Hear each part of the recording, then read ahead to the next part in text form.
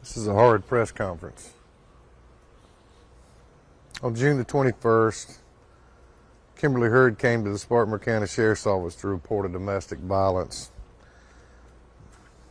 Her and her husband, Dwayne Hurd, had gotten into an altercation in their home at 4214 Chaffee Drive, a road in Spartanburg.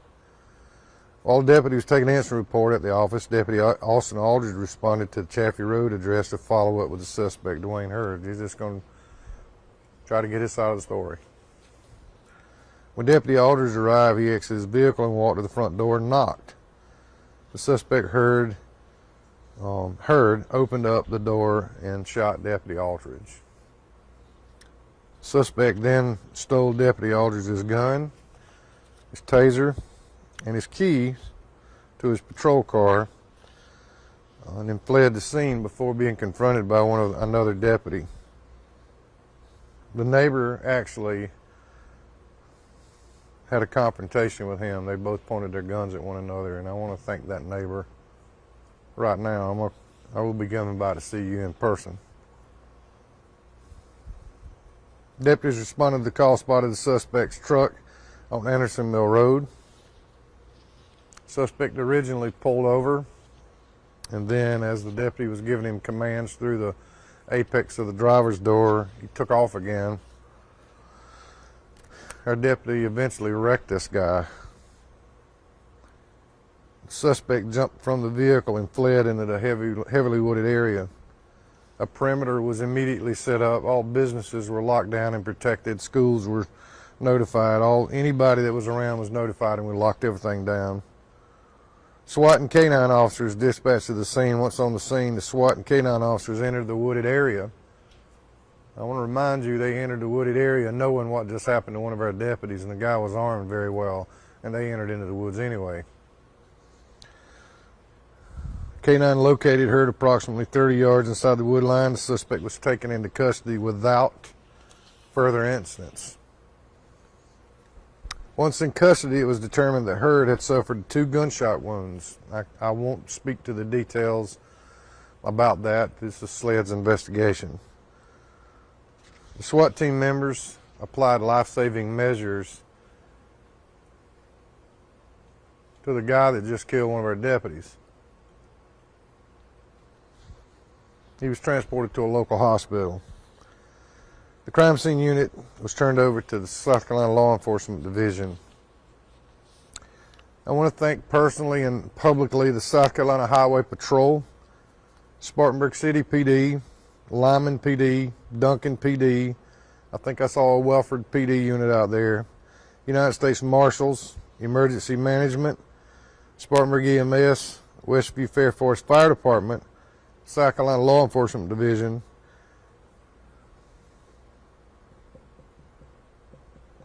ATF, and Columbia PD. Deputy Austin was transported to the Spartanburg Regional Medical Center to a great team of physicians where he finally succumbed to his wounds. I can't reiterate enough the restraint my men showed.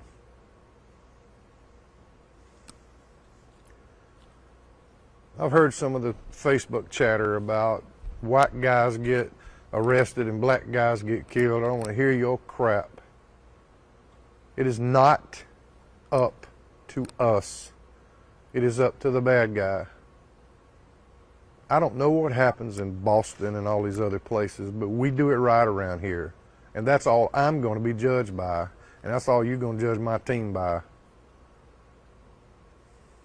We hire people who are civic minded, who are good men and women, who are mothers and fathers and brothers and pals and fishermen and hunters and church deacons and pastors, and that's who we hire to come to your house when you dial 911.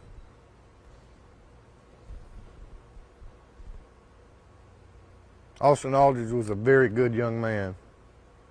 My son knew him. He was a good young man. He's a good kid. This wasn't okay.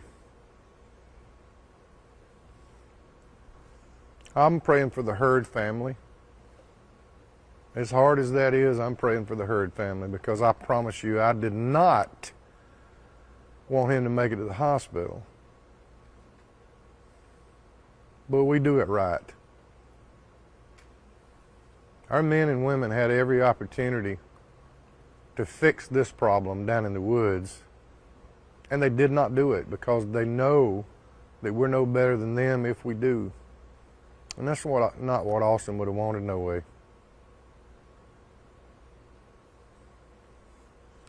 I will try to answer questions. I need you to understand this is an ongoing investigation, and there's things I cannot speak to right now that SLED will have to provide those some more information about. Sheriff, I know that this is a very emotional time for you and your fellow deputies, and what were some of the first things running through your head when you heard that an officer may be down? I heard the call come out on the radio. I was the second or third person there. So I don't know how I feel yet. I don't know. I know they're hurting like we are. I'm hurting. I'm confused. I'm still angry.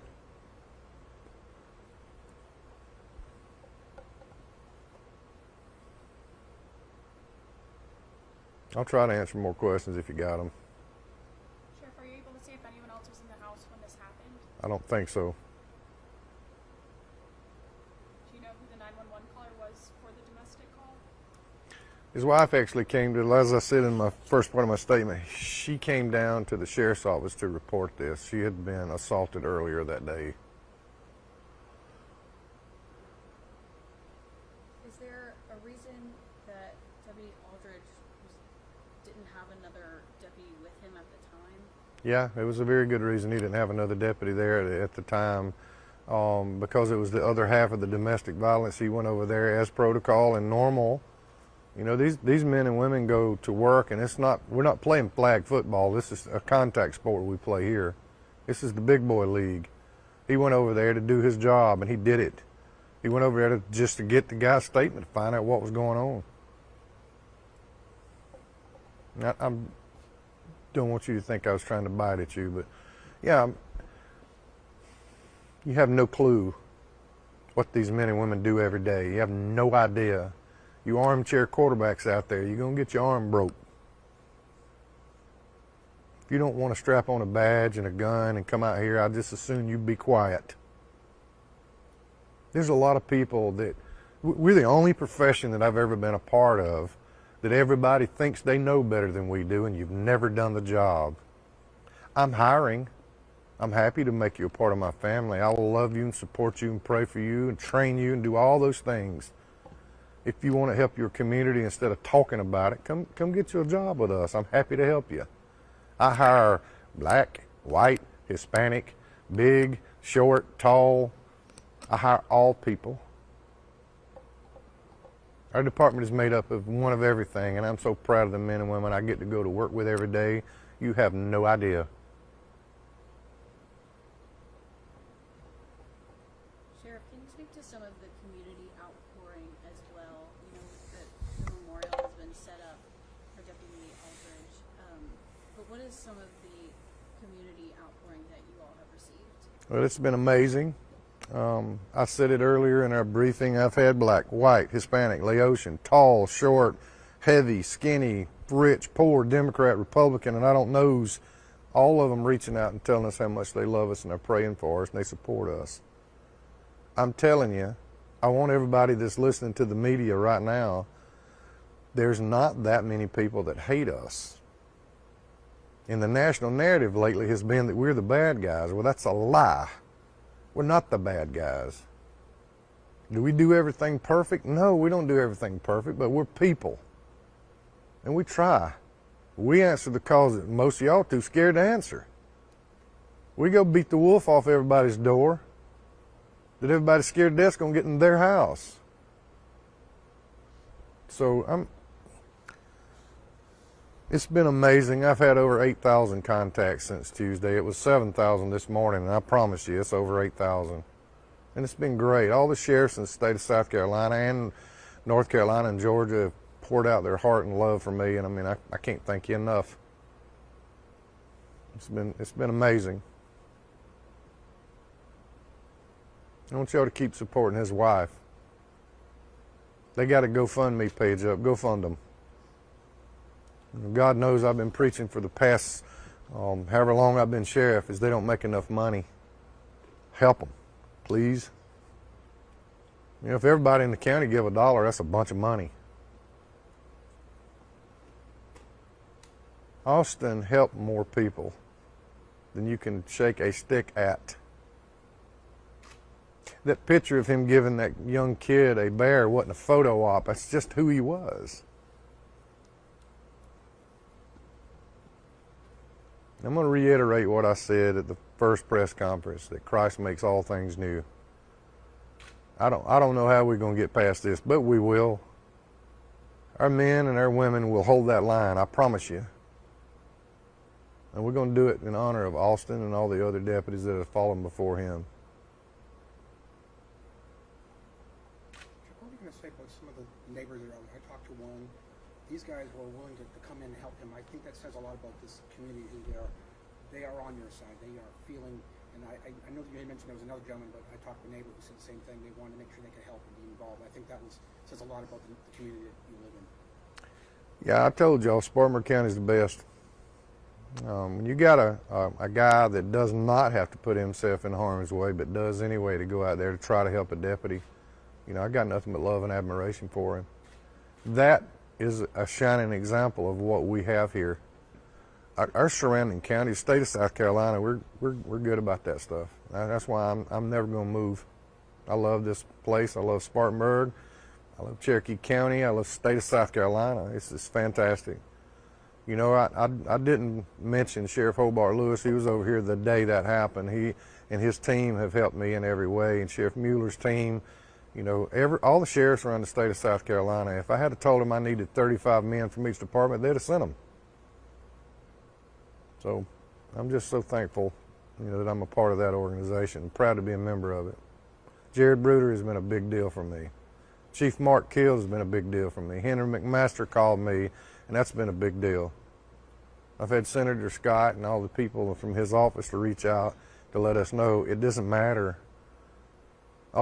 We had a need to come up, and I want to thank Cole Alverson. He's our county administrator. He made it happen like in 10 minutes. You know, these are the kind of things, and I want you to pray for our dispatchers. Our dispatchers can't come out and give a hand, but they had to hear all this mess going on the radio, and I want you to love on them too, because they're a huge part of our team. So, if you have any more questions? I believe there's a vigil happening later tonight. Will you be there? Are you I'll be there.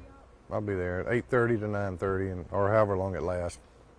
Do you have any updates for what the funeral route might be, or any of the funeral arrangements? I can tell you it's going to go down Riva Road somewhere. Is about all I can tell you.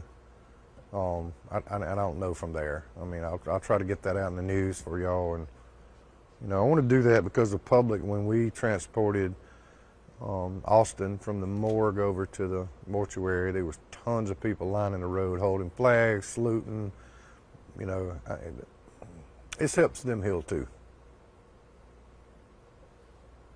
All right. One more. Do you know if the suspect had a bond hearing while in the hospital? I don't know. I think SLED will be taking care of all that. I've done my very best not to go see him. Do you have any word on what his mental condition was when this was happening? Was this He's not going to get away with it by checking out on the mental disability. I can tell you that.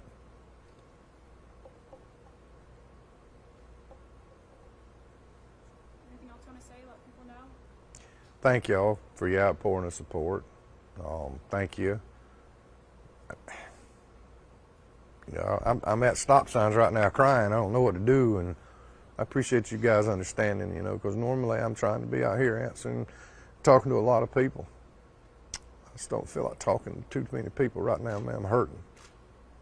Our team's hurting. Our men are hurting. But we're going to make it. Thank y'all.